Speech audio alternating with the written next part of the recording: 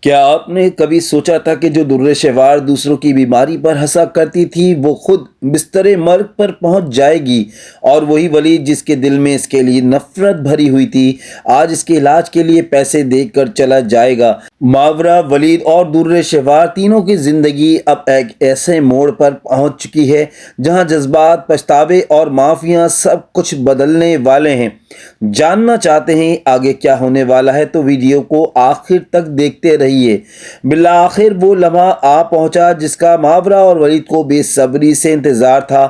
ان کے گھر ایک خوبصورت بیٹے کی آمد ہوتی ہے۔ دونوں خوشی سے نہال ہو جاتے ہیں، آنکھوں میں آنسو اور چہروں پر مسکراہٹ ہوتی ہے۔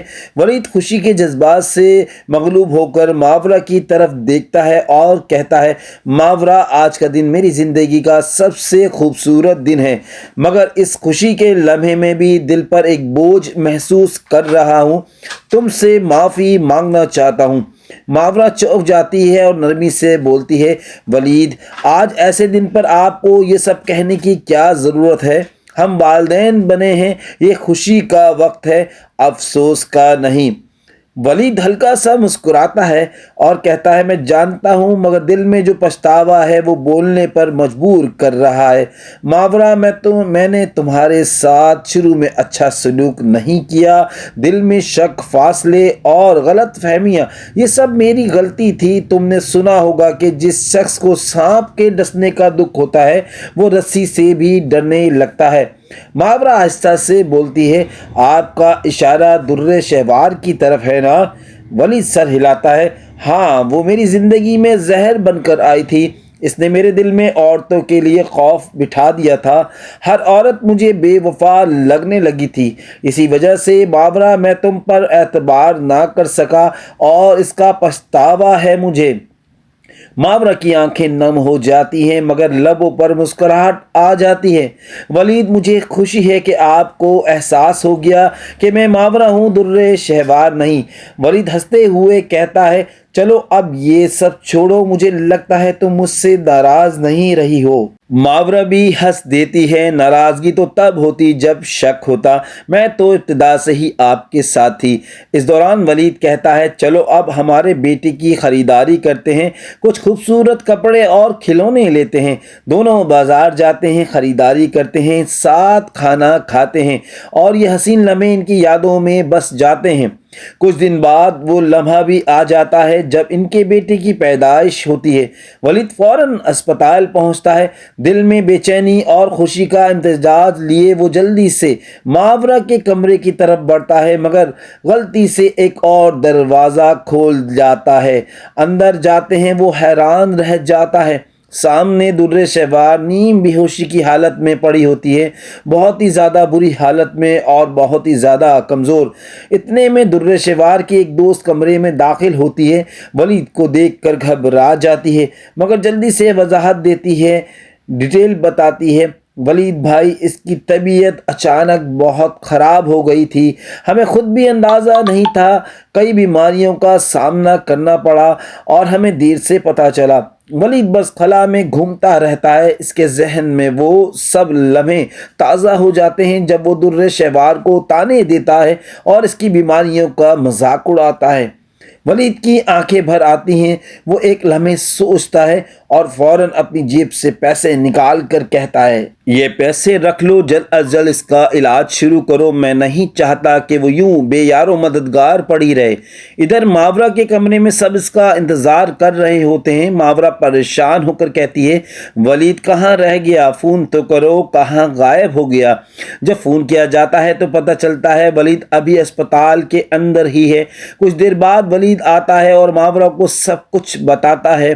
ماورا نرمی سے کہتی ہے، آپ نے بالکل صحیح کیا، اسے مالی مدد دینا انسانیت ہے، میں بھی یہی چاہتی تھی، آخر وہ دعا کی ماں ہے، ہم اس رشتے کو مٹا نہیں سکتے۔ वलीद भारी सांस लेते हुए कहता है, जो कुछ इसने मेरे साथ किया इसके बाद दिल तो नहीं चाहता कि मैं इसकी मदद करूं, मगर जब दुआ का चेहरा नज़र आता है तो सब भूल जाता हूं। ये बात जब वलीद की बहनों को पता चलती है तो वो सख्त नाराज़ हो जाती हैं। भाई, आपको वाकई इस पर रहम आ गया। वही औरत जिसने आपकी ज़िंदगी अजाब बना दी, हमारी तरफ से तो वो आज ही मर जाए तो कोई अफसोस नहीं होगा। वलीद संभल कर जवाब देता है, मैं हमदर्दी नहीं कर रहा, बस इंसानियत के नाते मदद की है और दुआ का चेहरा ही मेरे हर फैसले का मरकज़ है। फिर वो कहता है, छोड़ो ये सब बातें, आज खुशी का दिन है, आओ इसे मनाते हैं। कुछ देर बाद वलीद, मावरा और इनका बेटा घर आते हैं। घर में दाखिल होते हैं, मावरा हैरान रह जाती है। फूलों की खुशबू, नरम रोशनी, दीवारों पर खूबसूरत सजावट, सब कुछ ख्वाब जैसा। वलीद ने अपने हाथों से पूरा कमरा सजाया होता है। वो मावरा और बेटे का शानदार इस्तकबाल करता है। हर तरफ हंसी, खुशी और मोहब्बत का माहौल है। ये इनकी ज़िंदगी की एक नई आगाज़ है, उसका लम्हा है। और दुर्रे शेवार जो कल तक दूसरों को ज़ख्म देती थी, आज खुद ज़ख्मों से चूर बिस्तर पर बेबस पड़ी है, जिसके पास इलाज के लिए एक पैसा भी नहीं। ऐसे वक्त में वलीद का दिल फिर पिघलता है और वो खामोशी से इसके इलाज के लिए रकम दे जाता है। जब दुर्रे शेवार की सहेली से बताती है कि वलीद ने पैसे दे दिए हैं तो उसके चेहरे पर हल्की सी मुस्कुराहट आ जाती है, जैसे किसी वीरान दिल में रोशनी की किरण उतर आई हो। वो आहिस्तगी से कहती है, अगर वलीद दोबारा यहाँ आया तो मैं ज़रूर इससे माफ़ी मांग लूँगी।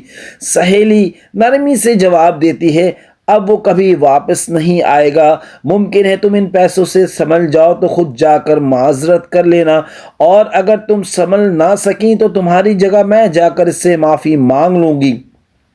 दोस्तों, दुर्रे शेवार जो कल तक सबको ताने देती थी, आज खुद बेबस है। और वही वलीद जिसके दिल में इसके लिए नफरत थी, आज इसके इलाज के लिए कदम बढ़ाता है। मावरा की समझदारी, वलीद का नरम दिल और दुर्रे शेवार की टूटती सांसें, ये सब कुछ एक जज्बाती तूफान का इशारा दे रही हैं। आगे क्या होगा? क्या दुर्रे शेवार बच पाएगी या किस्मत ने इसके लिए कोई और फैसला लिख दिया है? क्या मावरा और वलीद की ज़िंदगी में मज़ीद कोई नया मोड़ आएगा? अपनी राय कमेंट बॉक्स में ज़रूर बताएं। दोस्तों, अगर आपको ये वीडियो अच्छी लगी है तो इस हमारे चैनल को ज़रूर सब्सक्राइब करें और हमारी वीडियोस को लाइक एंड शेयर करें।